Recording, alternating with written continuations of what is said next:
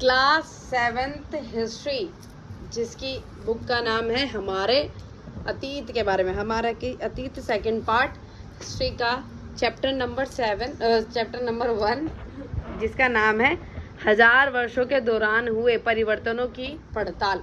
अब ये देखो, अब हमारे जो भारत मैप है, जो मानचित्र अब आप देखते हो, जो भारत का नक्शा आप देखते हो, जो मैप देखते हो, क्या स्टार्टिंग से वो मैप ऐसा ही था क्या देखने में? नहीं, वो अलग अलग था, उसमें काफ़ी सारे परिवर्तन हुए। तो हम इसमें हजारों वर्षों के दौरान हुए परिवर्तनों के बारे में देखेंगे, जो इतने सालों में, मतलब इतने वर्षों में जो इतने परिवर्तन जो हुए हैं। ठीक है, हजारों वर्षों में कितने परिवर्तन जो हैं वो होते आ रहे हैं कि कैसे कैसे। अब ये देखो, आपको एक पिक्चर दिखाई गई है, देख रहे हो, इसमें आपको एक पिक्चर दिखाई हुई है, ये वाली।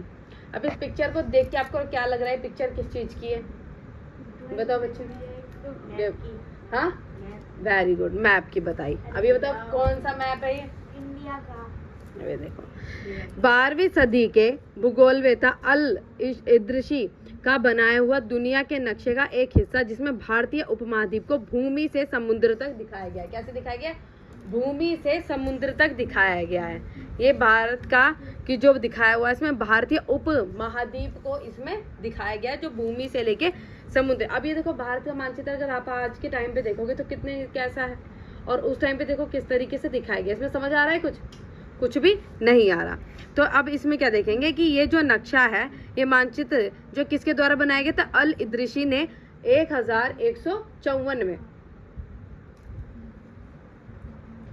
1154 में बनाया था। और यहाँ जो नक्शा दिया गया है वह उनके द्वारा बनाए गए दुनिया के बड़े मानचित्र का एक हिस्सा है। किसका है? बड़े मानचित्र का एक हिस्सा है, और भारतीय उपमहाद्वीप को दर्शाता है। और अब हम अभी एक पीछे और एक इसमें पीछे देखेंगे, जो मानचित्र सेकंड। अब ये मानचित्र कौन सा है? वन मैप है इसमें, जिसमें हमने इसके भारतीय उपमहाद्वीप को देखा है। किसके द्वारा बनाया गया? अल इद्रिशी के 1154 में बनाया गया। हम सेकंड पिक्चर को देखेंगे, जिसमें फ्रांसीसी मानचित्रकार ने 1720 में बनाया था। तो कब? 1720 में बनाया गया। ये किसके द्वारा बनाया गया? फ्रांसी के द्वारा। अब इसमें आपको कुछ समझ में आ रहा है ना? थोड़ा बहुत लग रहा है ना? जाना पहचाना सा श्रीलंका, भारत का मैप सा कुछ लग रहा है ना इसमें, लेकिन अभी भी पूरे तरीके से ये नहीं बनाया गया है। ठीक है, तो ये किसके द्वारा बनाया गया बेटा? फ्रांसीसी के द्वारा बनाया गया है। ये कब बनाया गया? 1720। ये देखो कितने सालों का गैप है, 1154 में, और ये 1720 में। तो कितने सालों का गैप है? दोनों नक्शों को एक ही इलाके के हैं, मगर उसमें दोनों में काफी अंतर है। जो अल इद्रिशी के नक्शे में दक्षिण भारत उस जगह है जहां हम आज उत्तर भारत ढूंढेंगे। अब ये देखो, जो दक्षिण भारत है, ये देखो, ये दक्षिण भारत का हिस्सा बताया गया है। दक्षिण भारत जो श्रीलंका का जो पार्ट, जो श्रीलंका जो बताया गया, लेकिन आज के टाइम पे वो ये वाला हिस्सा में कहाँ देखने के लिए मिलता है? नीचे की तरफ देखने के लिए मिलता है ना। अब ये देखो, इसमें ये वाला हिस्सा कुछ समझ में आ रहा है ना? ऐसे करके दिखाया गया, और इसमें काफी अंतर है। और आज जहां हम उत्तर भारत ढूंढेंगे, और श्रीलंका का द्वीप ऊपर की तरफ है। श्रीलंका का जो द्वीप है वो इसमें ऊपर की तरफ दिखाया हुआ है, और जगहों के नाम अरबी में दिए गए हैं। जो जगहों के नाम कैसे दिए हैं इसमें? अब बेटा अरबी लैंग्वेज में दिया है, और उसमें कुछ जाने पहचाने नाम भी हैं। ये बताया गया कि जाने पहचाने नाम भी। और पिक्चर 2 है, जो इसमें मानचित्र बनाने के लगभग 600 वर्ष बाद बनाया गया। तो उस मानचित्र के कम से कम कितने सालों बाद बनाया गया? 600 वर्ष बाद ये वाला पिक्चर जो है बनाया गया। इस कला विधि में उपमहाद्वीप के बारे में सूचनाएं काफी बदल गई थी, और यह नक्शा हमें ज्यादा परिचित लगेगा। आज के टाइम से अगर देखा जाए तो ये नक्शा हमें थोड़ा बहुत जाना पहचाना जो है वो लगता है। इसमें जो श्रीलंका का जो हिस्सा वो नीचे की तरफ दिखाया है, लेकिन उस वाले हिस्से में उसमें ऊपर की तरफ दिखाया। मेरे को समझ में ही नहीं आ रहा वो, है ना? अब देखेंगे नई और पुरानी शब्दावली के बारे में देखेंगे। उदाहरण के लिए हिंदुस्तान शब्द ही लीजिए। आज हम इसे आधुनिक राष्ट्रीय भारत, राष्ट्रीय राज्य भारत के अर्थ में लेते हैं। अब ये देखो, भारत के नाम से जानते हैं, आज हम इसको जानते हैं भारत, इंडिया, और इंग्लिश में जैसे बोलते हैं इंडिया भारत जिसको कहते हैं। अब हम इसके देखेंगे कि इनके नाम किस हिसाब से ये नाम निकले। ठीक है, कैसे नाम है? तो 13वीं सदी में जब फारसी के इतिहासकार मिनाज ए शिराज ने हिंदुस्तान शब्द का प्रयोग किया था, तो किसके द्वारा किया गया था? 13th सेंचुरी में, 13वीं शताब्दी में फारसी के इतिहासकार किसके द्वारा? मिराज ए शिराज ने हिंदुस्तान शब्द का प्रयोग किया था। तो उसका आशय पंजाब, हरियाणा, गंगा यमुना के बीच में स्थित इलाकों से था। तो जब उन्हें हिंदुस्तान नाम लिया था, तो उसका मतलब क्या था? हिंदुस्तान नाम का मतलब सिर्फ उनका इतना था, पंजाब, हरियाणा और गंगा यमुना के बीच में जो स्थित जो इलाका है, सिर्फ उसी को हिंदुस्तान उन्होंने कहा था, सिर्फ उतने को। ठीक है, उसने ये शब्द का राजनीतिक अर्थ में, उसने इस शब्द का राजनीतिक अर्थ में उन इलाकों के लिए इस्तेमाल किया जो दिल्ली के सुल्तान के अधिकार क्षेत्र में आते हैं। तो उसने हिंदुस्तान उन्हीं के लिए इस्तेमाल किया था ये शब्द जो दिल्ली के जो सुल्तान है उनके अधिकार क्षेत्र में आते हैं। तो सिर्फ उनके अधिकार क्षेत्र में जितने शब्द जितने आते हैं उसको उसने क्या कहा था कि ये हिंदुस्तान है। बस उतने ही जगह को, इतने ही पार्ट को क्या कहा था उसने कि ये हिंदुस्तान है। तो सल्तनत के प्रसार के साथ साथ इस शब्द के अंतर्गत आने वाले क्षेत्र भी बढ़ते चले गए। अब देखो, हिंदुस्तान में सिर्फ वो पंजाब हरियाणा के सिर्फ इतना ही राज्य आता है क्या? नहीं, अब क्या है, जैसे जैसे समय बीतता गया और भी जो एरिया उनका हिंदुस्तान का बढ़ता चला गया। ठीक है, आज के टाइम पे देखा जाए, लेकिन हिंदुस्तान शब्द में दक्षिण भारत का समावेश कभी नहीं हुआ। इसके विरुद्ध 16वीं सदी के आरंभ में बाबर ने हिंदुस्तान शब्द का प्रयोग इस महाद्वीप के भूगोल, पक्षी पक्षियों और यहाँ के निवासियों की संस्कृति का वर्णन करने के लिए किया। उसके बाद 16वीं सेंचुरी में बाबर ने इसको किस चीज के लिए इस्तेमाल किया? हिंदू शब्द को महाद्वीप के भूगोल के, पशु पक्षी के और इन सब चीजों के लिए किया गया इन शब्दों का प्रयोग। ठीक है बेटा, यह प्रयोग 14वीं सेंचुरी के कवि अमीर खुसरो द्वारा प्रयुक्त शब्द हिंद के ही कुछ समानता, किसके शब्द था?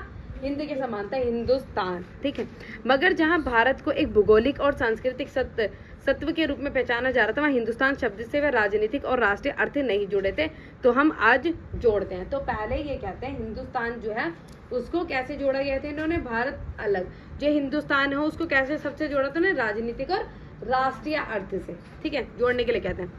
किसी भी शब्द का प्रयोग करने में इतिहासकारों को बहुत सावधान रहना चाहिए, क्योंकि अतीत में उन शब्दों के कुछ अलग ही अर्थ थे। जैसे किसी शब्द का जो अर्थ है वो अलग होता था। उदाहरण के लिए जैसे विदेशी जैसा सीधा साधा शब्द ही ले लीजिए, हमारे लिए इसका अर्थ आज एक ऐसा व्यक्ति है जो भारतीय ना हो। अब ये कह लीजिए कि जो विदेशी है, विदेशी व्यक्ति को हम क्या कहते हैं? जो भारत का नहीं है, जो बाहर देश से आया है, वही वो विदेशी है आज के टाइम पे, अगर उसको एक आ जाता है। ठीक है, और मध्य यूरोप में मानो किसी गांव में आने वाला कोई भी अनजान व्यक्ति जो उस समय या संस्कृति का अंग ना हो, तो उस टाइम पे जो ये विदेशी किसको कहते थे? जो उस टाइम पे गांव का हिस्सा नहीं होता था, जो कहीं बाहर से। देखो आज हमारे लिए विदेशी क्या है?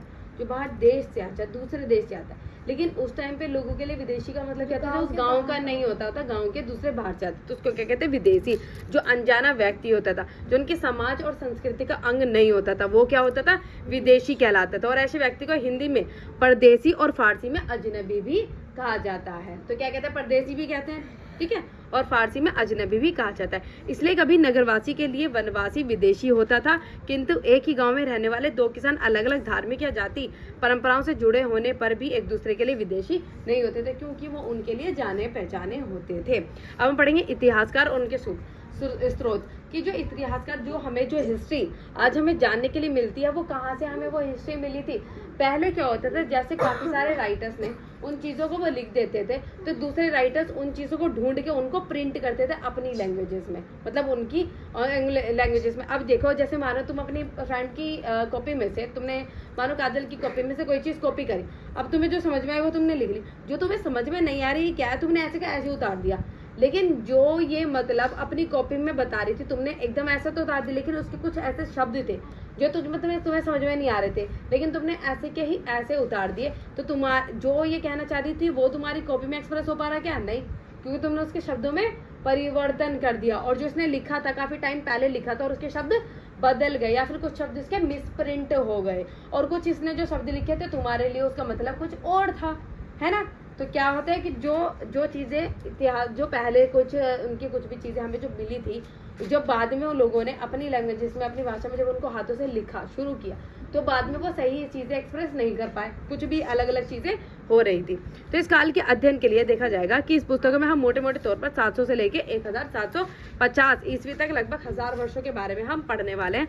और इस काल के अध्ययन के लिए इतिहासकार जिन स्रोत का प्रयोग करते थे उनका आपको बहुत ही बातें ऐसी मिलेंगी जिसमें पिछले बुक में भी चली हुई आ रही हैं।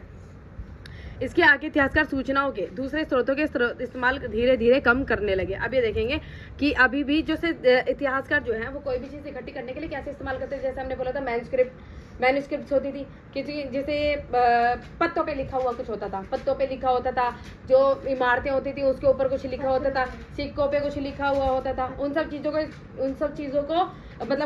को देखकर ही इतिहासकारों ने हमें जानकारी दी कि ऐसे ऐसे, और इन सब चीज़ों से हमें पता चला, जैसे सिक्कों से, शिल्पकारों से, इन सब चीज़ों से हमें हिस्ट्री के बारे में पता चला। आज कहीं की खुदाई कर रहे हैं तो कहीं पर मटके मिल रहे हैं, कहीं पर सिक्के मिल रहे हैं, तो उसके बारे में हमें और भी ज़्यादा हिस्ट्री बेटा पता चलेगी, है ना। तो हमें ऐसे हिस्ट्री पता चली। क्या भाई उस टाइम का कोई अभी तक जिंदा है क्या? नहीं। तो हमें ये हिस्ट्री कैसे पता चली? कोई जिंदा रह गया था कि भाई हमें बताऊंगा तो उसके बाद मरने वाला हूँ? नहीं ना। तो क्या हुआ कि हमें ये सब चीज़ें, हिस्ट्री कहाँ से पता चली बेटा? हमें जब ये कुछ छोटी छोटी चीज़ें मिली, जैसे हमने किसी की किताबें पढ़ी, अब जैसे कि अब आज के टाइम पे हम कोई इस तरीके की चीज़ें कोई भी अपने गड्ढे में जाके दबा दें, किताब, कोई पुस्तकें, अब कभी आगे जाके किसी को ये किताबें मिलने वाली हैं तो वो ये देखेगा ना, ओ उस टाइम पे ऐसे फ़ोन यूज़ होते थे, उस टाइम पे ऐसा पेन यूज़ होता था। तो उस टाइम के लोगों के लिए क्या बन जाएगी? हिस्ट्री, कि उस टाइम के लोग ऐसे पेन यूज़ करते थे, इनसे लिखा जाता था, और फिर उस टाइम के लोगों के पास जिसमें क्या ऐसे डब्बे होते थे, है ना। तो यही चीज़ अब लोगों के लिए हिस्ट्री हो जाएगी। तो जैसे जैसे चीज़ें मिली उन चीज़ों से हमें और भी ज़्यादा पता चला कि हमने चीज़ों को मैच करना शुरू किया है। यहाँ पे सिक्के हैं तो इन सिक्कों पे किसका पंच लगा हुआ है, किसके कॉइन है, किस राजा का नाम है, कौन से राजा का इसमें चित्र बना हुआ है, किस राजा की लैंग्वेज है, कौन सी लैंग्वेज में। तो उससे हमें क्या पता चला, कैसी भाषाएं यूज़ होती थी, कौन सा उस टाइम पे राजा था, और ट्रेड पता चला। जैसे आज ये एक सिक्का यहाँ है और वही सेम सिक्का दूसरे जगह पे मिलता है दूसरे देश में, तो हमें पता चला ये व्यापार भी होता था, आपस में व्यापार भी होता था लोगों का, कि एक सिक्का दूसरी जगह कैसे, खुद तो चल के जाएगा नहीं, तो क्या होता था, व्यापार भी होता था। तो हमें इन सब चीज़ों से हिस्ट्री के बारे में हमें पता चलता है। और दूसरे स्रोत क्या थे?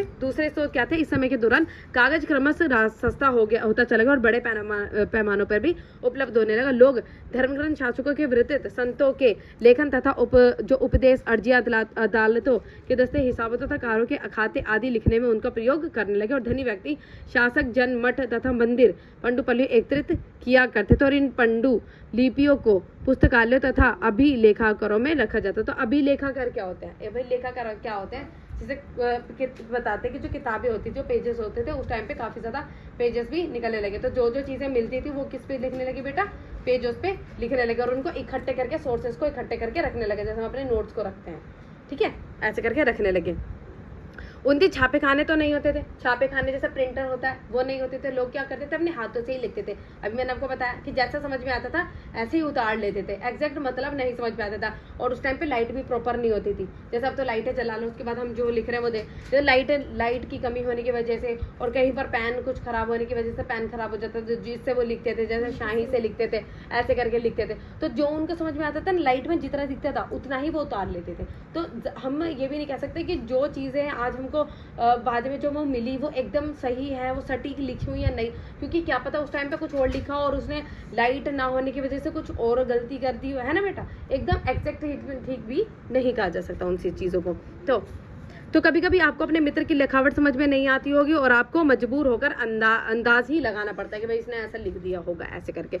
तो फलस्वरूप उसके लिखे में, मित्र के लिखे हुए छोटे मोटे जो शब्द हैं उनमें भी बदलाव जो है आ जाता है। हमने देखा होगा इसमें। तो ऐसे ही जब उस टाइम पे वो प्रिंट करते थे अपने हाथों से ही लिखी जाने वाली कला होती थी, ऐसे नहीं कि प्रिंटर से कर लिया जाता था। तो कई बार लेखक स्वयं भी समय समय पर अपने मूल ग्रंथार्थ में संशोधन करते रहते थे। और 14वीं शताब्दी के इतिहासकार जियाउद्दीन बर्नी ने अपना वृत्त पहली बार 1356 में और दूसरी बार इसके 2 वर्ष बाद लिखा था। तो दोनों में अंतर है, लेकिन 1971 तक इतिहासकारों को पहली बार वाले वृत्त की ही जानकारी ही नहीं थी। अब ये देखो हम पढ़ेंगे नए सामाजिक और राजनीतिक समूह। अब नए सामाजिक और राजनीतिक समूह के बारे में हम पढ़ेंगे।